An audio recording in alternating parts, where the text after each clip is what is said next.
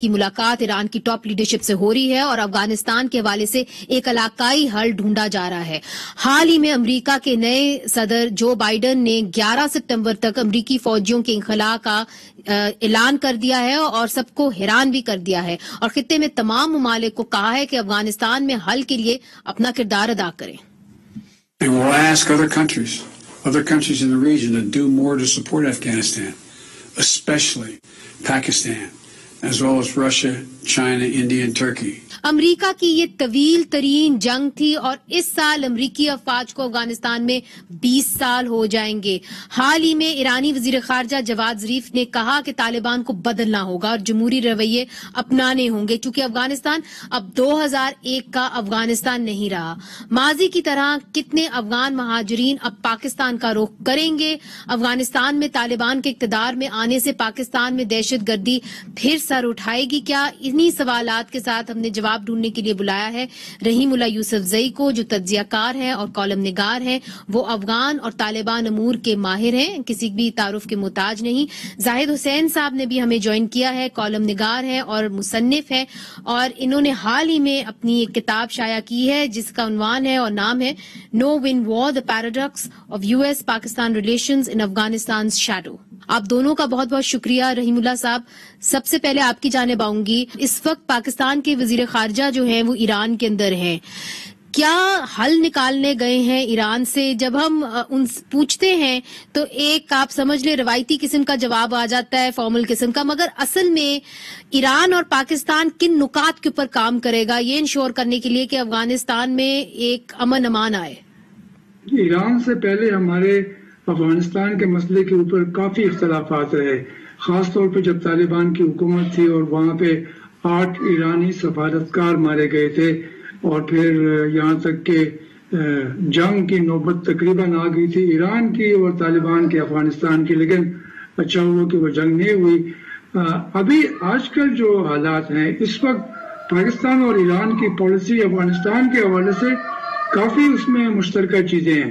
یعنی دونوں چاہتے ہیں کہ غیر ملکی فوج نکل جائے لیکن ان کی واپسی جو ہے وہ ذمہ دارانہ ہو۔ دونوں چاہتے ہیں کہ وہاں پہ مذاکرات کے ذریعے معاملات طے ہوں، جنگ کے ذریعے نہیں۔ اور دیکھیں یہ بھی میرے خیال میں سب چاہتے ہیں، اور آپ نے دیکھا کہ ماسکو میں بھی یہ فیصلہ ہوا تھا، مشترکہ اعلامیہ آیا تھا روس کا، پاکستان، امریکہ اور چین کا، کہ اسلامی امارت، اسلامک ایمریٹ آف افغانستان نہیں آنے چاہیے اور طالبان کا سپرنگ آفینسو نہیں ہونا چاہیے۔ تو یہ ایران کی بھی یہی رائے ہے تقریباً۔ تو میرے خیال میں کافی چیزیں جو ہیں وہ مشترک ہیں، اور پاکستان کی خواہش ہوگی کہ مزید ہم آہنگی ہو پاکستان اور ایران کی، کیونکہ دونوں افغانستان کے ہمسایہ ملک ہیں، دونوں کے اوپر افغان مہاجرین کا بوجھ ہے، اور اگر وہاں پہ خانہ جنگی ہوتی ہے تو دونوں کو کافی نقصان ہوگا۔ تو آپ زاہد حسین صاحب سمجھتے ہیں کہ کیونکہ غیر یقینی صورتحال بننے جا رہی ہے اس وقت افغانستان میں، آپ کے بھی دوست ہیں افغانستان میں، ہم سب کے ہیں، آپ سمجھتے ہیں کہ افغان مہاجرین پھر سے پاکستان کا رخ کریں گے، افغان شہری؟ ایک تو میرا خیال یہ کہ اگر کوئی وہاں پہ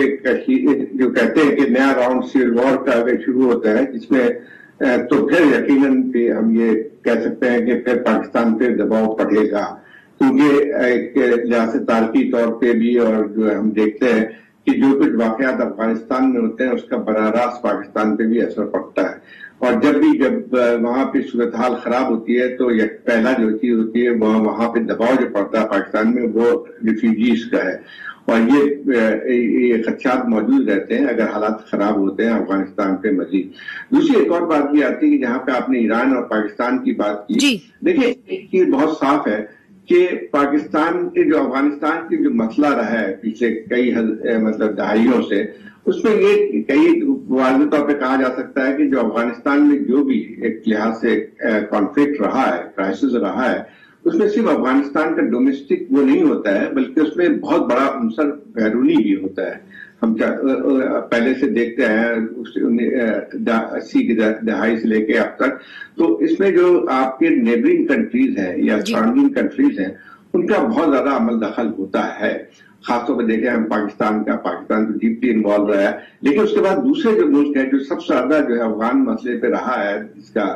مطلب افغانستان میں عمل دخل، وہ ہے ایران۔ تو جب ہم بات کرتے ہیں کہ اگر پولیٹیکل سیٹلمنٹ وہاں ہو بھی جاتا ہے یا اگر کوئی پولیٹیکل سیٹلمنٹ کے طور پہ ہم جا رہے ہوتے ہیں تو اس میں ضروری ہے کہ ہم ان جو ریجنل کنٹریز ہیں ان میں کم از کم اتفاق ہونا چاہیے کہ وہ جو ہے افغانستان میں جو وہاں کی اپنی جو افغان